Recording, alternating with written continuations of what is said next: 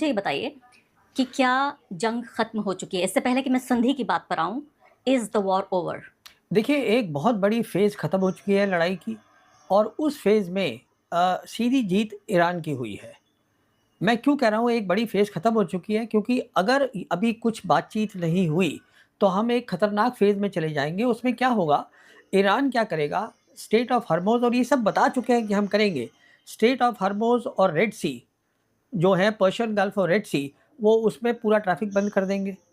फिर जो हूतीज़ हैं, वो जो अंडर सी केबल्स जाती है इंटरनेट की, वो स्ट्रेट ऑफ हॉर्मुज़ से जाती हैं। 30% वर्ल्ड की इंटरनेट केबल वहाँ से जाती है, जो इंटरनेट प्रोवाइड करती है मिडल ईस्ट को, कुछ पोर्शंस है साउथ एशिया के और कुछ पोर्शंस है यूरोप को, तो वो उसको काट सकती है। हमारा देश भी शामिल है उसमें? तो उसमें नहीं, हमारे देश में थोड़ा अलग है, हिसाब-किताब रखा हुआ है हमने, तो वो उसको भी काट सकती है, वो निकल जाएगा। तो आप समझ लीजिए कि वो सारी जो सब कुछ आजकल इंटरनेट पे होता है, बिज़नेस, फाइनेंसेस सब खत्म हो जाएँगे। पाकिस्तान की जियोपॉलिटिकल प्रोफ़ाइल बढ़ गई थी बहुत ज़्यादा और हुआ ये था कि जैसे आज हम जानते हैं दुनिया जो है, वहाँ पे 3 बड़ी ताकतें हैं। पाकिस्तान एक इकलौता कंट्री है, जिसके रिश्ते तीनों बड़ी ताकतों के साथ नॉर्मल है और अच्छे हैं। चीन के साथ अच्छे हैं बहुत, वो तो हैं ही हैं। अमेरिका के साथ उनके रिश्ते बहुत अच्छे हैं। आप देखिएगा कि अमेरिका की जो यूएस कांग्रेस रिपोर्ट आई थी लास्ट ईयर नवंबर की, उसमें साफ लिखा था जो 4 दिन की जंग हुई है हिंदुस्तान और पाकिस्तान के बीच में, तो उसमें पाकिस्तान की फ़ौज ने अच्छा काम किया है। देखा मैंने रिपोर्ट वो। और हुँ। साथ में फिर वो बताते रहे, प्रेसिडेंट ट्रंप भी खुश रहे कि मैंने सीज़ फायर कराया था और उसको क्रेडिट भी दे रहे थे वो। तो वो भी बड़े खुश हैं। उन्होंने भी एक रोल दे दिया था इनको वेस्ट एशिया के अंदर, जहाँ भी जंग चल रही है। अच्छा, रशिया भी उनके साथ क्लोज़ रिलेशंस करना चाहता है। कहने का मतलब ये है कि तीनों बड़ी ताकतें, उनके साथ उनके रिश्ते बहुत अच्छे हैं और फिर जैसे हम जानते हैं पिछले साल उन्होंने एक संधि करी थी सऊदी अरेबिया के साथ, which is the strategic defence partnership बिल्कुल, एग्रीमेंट दैट दे बिल्कुल। Had done with the Saudis. अच्छा, उसके बाद क्या है, ये इन्होंने शुरू से तालमेल रखा। 28 फरवरी को जब जंग शुरू हुई है, तो army chief field marshal Asim Munir, prime minister उनका और विदेश मंत्री वो तालमेल रख रहे थे। ईरान के साथ भी और सऊदीज़ के साथ तो है ही, बाकी और ताकतों के साथ भी ये जो 4। पॉलिटिकल प्रोफाइल पाकिस्तान का हाँ, बेहतर हुआ हाँ, है। मुझे हाँ, आसान शब्दों में समझाइए क्या मतलब हाँ। है इस बात का? जी, इसका मतलब ये हुआ कि आज जो है वो 4 दिन की लड़ाई के बाद, मैं आपके दर्शकों को ऐसे समझाता हूँ कि दुनिया बदल रही है।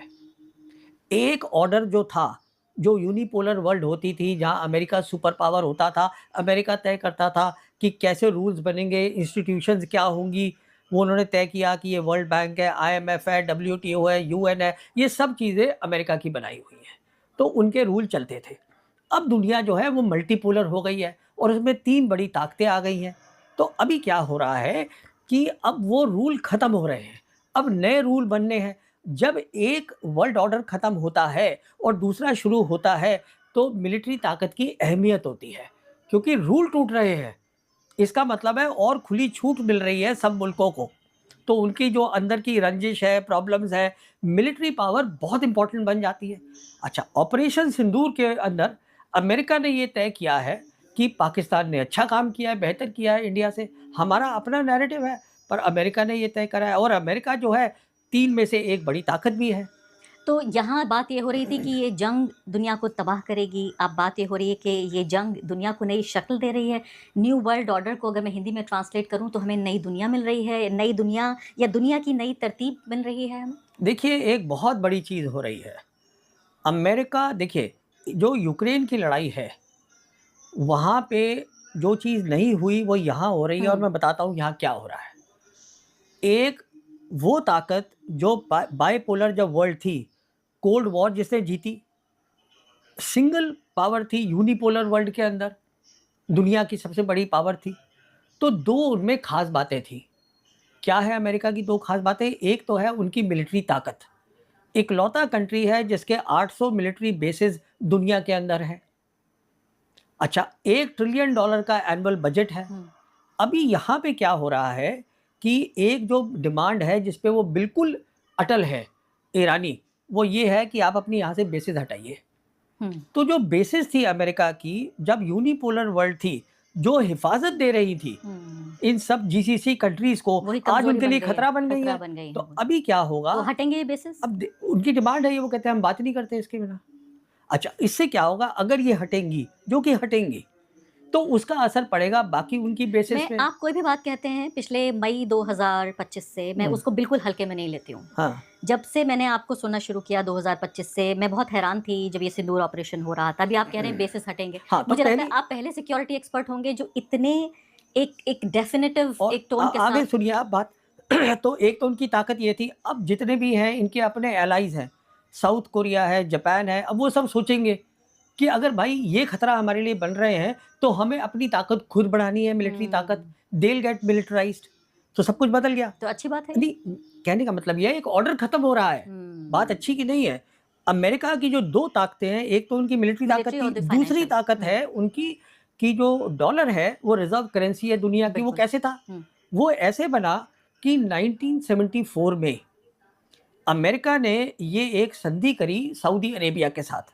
उसके बाद फिर जीसीसी कंट्रीज़ आई और ओपेक कंट्री आई। तो डील क्या करी गई कि आप जो अपना तेल है, ऑयल एंड गैस, उसको आप अमेरिकन डॉलर्स में बेचिएगा। ये डील हो गई और हुँ, हम उसके बदले में आपको सिक्योरिटी देंगे। वो भी खुश कि हाँ ठीक है, हुँ, ये हो गया। उसको हम पेट्रो डॉलर बोलते हैं। पेट्रो डॉलर क्यों बोलते हैं कि अगर सारी दुनिया को आज जो है स्टेट ऑफ हॉर्मुज़ से 20% ऑयल दुनिया का वहाँ से निकल रहा है। हुँ, सबको तेल चाहिए वहाँ जीसीसी कंट्रीज़ का। हुँ, इसका मतलब उनके पास डॉलर होने चाहिए। अगर डॉलर रखेंगे, वो हुँ, डॉलर रखते थे। अब वो रिज़र्व करेंसी बन गई। अगर वो टूटती है आज, और वो कैसे टूट रही है? जैसे कि अब ईरानियन ये कह रहे हुँ, हैं कि हम पे सबसे पहले हम ये चाहते हैं कि अब वो पेट्रो डॉलर की हुँ, जगह पेट्रोल युआन हो। Yuan right. जैसे कि रिपोर्ट आई है कि इंडिया ने भी जो है, हमने कुछ तेल खरीदा है वहाँ से, वो युआन में खरीदा है और हमारे जहाज़ को जाने दिया। हालाँकि भारत के विदेश मंत्रालय ने इसको 2-3 बार फैक्ट चेक करके बोला है कि ये गलत है, लेकिन लगातार वेस्टर्न मीडिया इसको कवर कर रहा है और कह रहा है कि हमने युआन में पेमेंट चलिए किया है। ठीक है, आपने अगर नहीं भी की, हुँ, तो वो दूसरी, मैं let's get one thing clear, hmm, what I am saying is कि जो उनकी 2 स्ट्रेंग्थ्स हुँ, हैं, वो दोनों टूट रही हैं। तो डॉलर और मिलिट्री हाँ, power. Dollar hmm, as the reserve reserve currency, currency. और उनकी जो अपनी नेशनल डेट हुँ, है, जो उनका अपना कर्ज़ा है, हुँ। वो $40 ट्रिलियन का है।